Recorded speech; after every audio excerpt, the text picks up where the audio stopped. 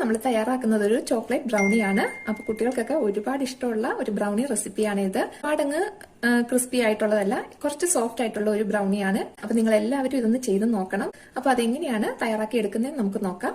ആദ്യം തന്നെ നമുക്ക് ബ്രൗണി തയ്യാറാക്കാനുള്ള ചോക്ലേറ്റ് ആണ് നമുക്കൊന്ന് മെൽറ്റ് ചെയ്ത് എടുക്കേണ്ടത്. ഞാനിവിടെ 200 ഗ്രാം ഡാർക്ക് ചോക്ലേറ്റ് ആണ് എടുത്തേക്കുന്നത്. അപ്പൊ ഇതൊന്ന് നമുക്ക് ചെറിയ പീസസ് ആയിട്ട് ഇതുപോലെ ഒന്ന് കട്ട് ചെയ്ത് കൊടുക്കാം. ഇനി ഇത് നമുക്ക് ഒരു ബൗളിലേക്ക് മാറ്റാം. അപ്പൊ നമ്മൾ ചോക്ലേറ്റ് മെൽറ്റ് ചെയ്യാൻ എടുക്കുന്ന പാത്രം എപ്പോഴും നല്ലതുപോലെ ഡ്രൈ ആയിട്ടുള്ള പാത്രമായിരിക്കണം. ഒട്ടും തന്നെ വെള്ളത്തിന്റെ അംശമൊന്നും അതിൽ ഉണ്ടാവാൻ പാടില്ല. ഇനി നമുക്കിതിലേക്ക് ബട്ടറാണ് ചേർത്ത് കൊടുക്കേണ്ടത്. അപ്പൊ ഞാനിവിടെ 150 ഗ്രാം ബട്ടറാണ് എടുത്തേക്കുന്നത്. അപ്പം ബട്ടർ എടുക്കുമ്പോൾ ഉപ്പില്ലാത്ത ബട്ടർ എടുക്കാനായിട്ട് ശ്രദ്ധിക്കണം. ഇനി ഇത് നമുക്ക് ഒരു പാത്രത്തിൽ കുറച്ച് വെള്ളം എടുത്ത് ഞാൻ തിളപ്പിക്കാനായിട്ട് വെച്ചിട്ടുണ്ട്. ഇതിന്റെ മുകളിലേക്ക് നമുക്ക് ഈ ചോക്ലേറ്റിന്റെ പാത്രം വെച്ച് കൊടുക്കാം. എന്നിട്ട് ഒരു മീഡിയം ഫ്ലെയിമിൽ വെച്ച് കുറച്ച് സമയം അങ്ങനെ ഇരിക്കുമ്പോൾ അത് മെൽറ്റ് ആയി തുടങ്ങും. എന്നിട്ട് നമുക്കത് നല്ലതുപോലെ ഒന്ന് മെൽറ്റ് ആക്കി എടുത്താൽ മതി.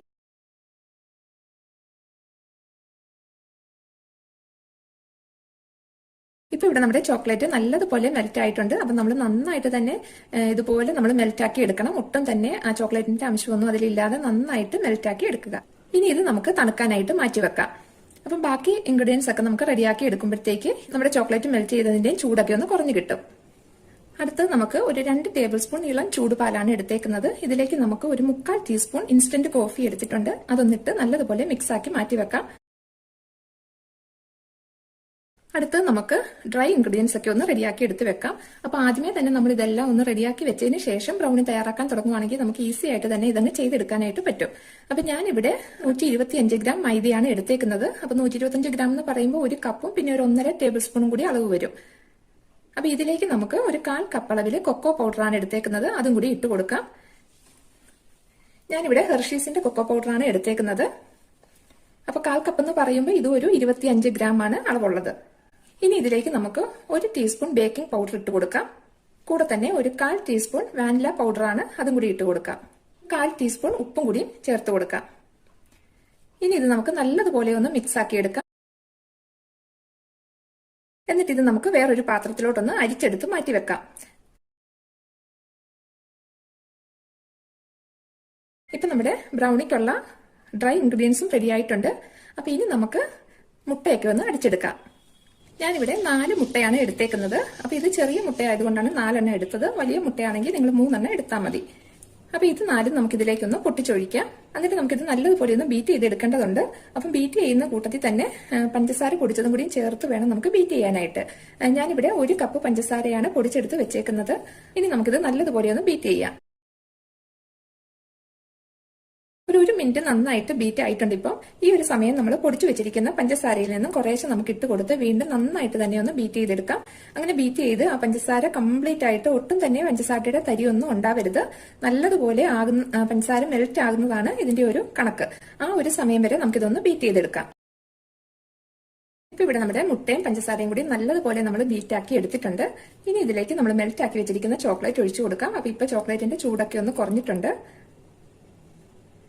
കൂടെ തന്നെ നമ്മൾ മിക്സ് ആക്കി വെച്ചിരിക്കുന്ന കോഫിയും കൂടി നമുക്ക് ചേർത്ത് കൊടുക്കാം. ഇനി ഇത് നമുക്ക് ഒന്നും കൂടി ഒന്ന് ബീറ്റ് ചെയ്തെടുക്കാം.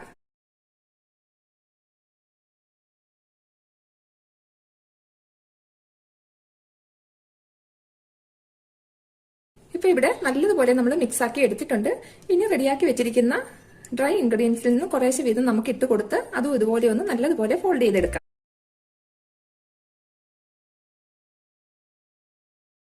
ഈ ഒരു സമയം ഞാൻ ബേക്ക് ചെയ്യാൻ വേണ്ടിയിട്ട് ഒരു വലിയൊരു ചെരുവം പ്രീഹീറ്റ് ചെയ്യാനായിട്ട് സ്റ്റൗവിലോട്ട് വെച്ചിട്ടുണ്ട്.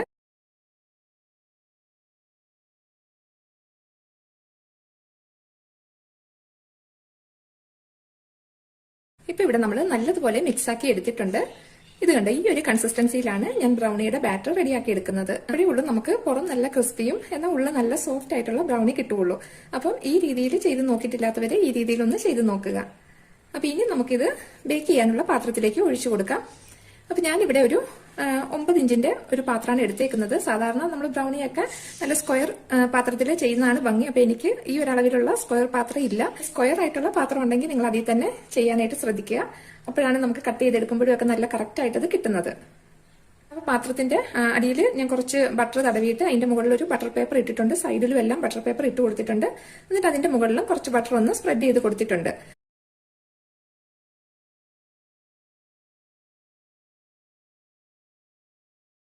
ഇപ്പൊ ഇവിടെ നമ്മുടെ ബ്രൗണി തയ്യാറാക്കാനുള്ള പാത്രം നമ്മൾ ചൂടാക്കിയിട്ടിട്ടുണ്ട്. അതിന്റെ അകത്ത് ഞാനൊരു റിങ്ങും വെച്ച് കൊടുത്താണ് ചൂടാക്കാനായിട്ട് വെച്ചത്. അപ്പൊ ഒരു 5 മിനിറ്റ് ഹൈ ഫ്ലെയിമിൽ ചൂടായി കിടക്കുന്ന പാനാണ്. ഇതിലേക്കാണ് നമ്മൾ നമ്മുടെ ബാറ്റർ ഒഴിച്ച പാത്രം വെച്ച് കൊടുക്കുന്നത്. ഞാനപ്പോൾ ചെറിയ ഫ്ലെയിമുള്ള ബർണറിലാണ് ഇത് വെച്ചിരിക്കുന്നത്. അതുകൊണ്ട് തന്നെ ഒരു മീഡിയം ഫ്ലെയിമിലാണ് ഞാനിത് ബേക്ക് ചെയ്യാനായിട്ട് വെക്കുന്നത്. ഇനി ഇത് നമുക്ക് അടച്ചു വെക്കാം. അടച്ചു വെച്ചിട്ട് ഒരു 55-60 മിനിറ്റ് സമയം എടുക്കും നമുക്കിതൊന്ന് റെഡിയായി കിട്ടാനായിട്ട്. അപ്പം അത് ഓരോ സ്റ്റൗ അനുസരിച്ച് വ്യത്യാസം ഉണ്ടാകും. ഇപ്പൊ ഇവിടെ കറക്റ്റ് 60 മിനിറ്റ് ആയിട്ടുണ്ട്. നമുക്കിത് റെഡിയായി ഒന്ന് നോക്കാം. നല്ല കറക്റ്റ് ആയിട്ട് തന്നെ പൊങ്ങിയെല്ലാം വന്ന് നല്ല പാകത്തിന് ഇത് റെഡി ആയിട്ടുണ്ട്. ഇത് കണ്ടോ, ഒട്ടും തന്നെ ഇതിൽ ഒട്ടിപ്പിടിച്ചിട്ട് ഒന്നുമില്ല. അപ്പൊ ഇനി നമുക്ക് ഫ്ലെയിം അങ്ങ് ഓഫ് ചെയ്ത് ഇത് തണുക്കാനായിട്ട് മാറ്റി വെക്കാം. ഇപ്പൊ ഇവിടെ ബ്രൗണിയുടെ ചൂടൊക്കെ ആറിയിട്ടുണ്ട്. അപ്പൊ ഇനി ഇത് നമുക്ക് ഈ പാത്രത്തിൽ നിന്ന് പതുക്കെ പുറത്തോട്ട് എടുക്കാം.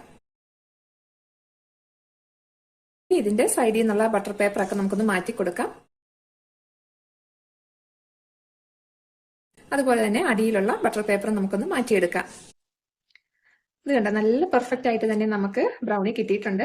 അപ്പൊ ഇത് ആകുമ്പോൾ നമുക്ക് മുകളിലും താഴ്ഭാഗത്തും ചോക്ലേറ്റ് ഒക്കെ നല്ല കുറച്ചൊരു ക്രിസ്പി ആയിട്ടും എന്നാൽ ഉൾഭാഗം നല്ല സോഫ്റ്റ് ആയിട്ടുള്ള ഒരു ബ്രൗണിയാണ്. അപ്പൊ ഇതൊന്നും നിങ്ങൾ എല്ലാവരും ഒന്ന് ട്രൈ ചെയ്ത് നോക്കൂ.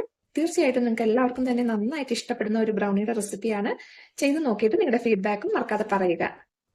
റെസിപ്പി നിങ്ങൾക്ക് ഇഷ്ടമായിട്ടുണ്ടെങ്കിൽ മറക്കാതെ ഒന്ന് ലൈക്ക് ചെയ്യുക. അതുപോലെ തന്നെ ഈ ഒരു റെസിപ്പിയെ പറ്റി നിങ്ങളുടെ അഭിപ്രായം താഴെ ഒന്ന് കമന്റ് ചെയ്യുക.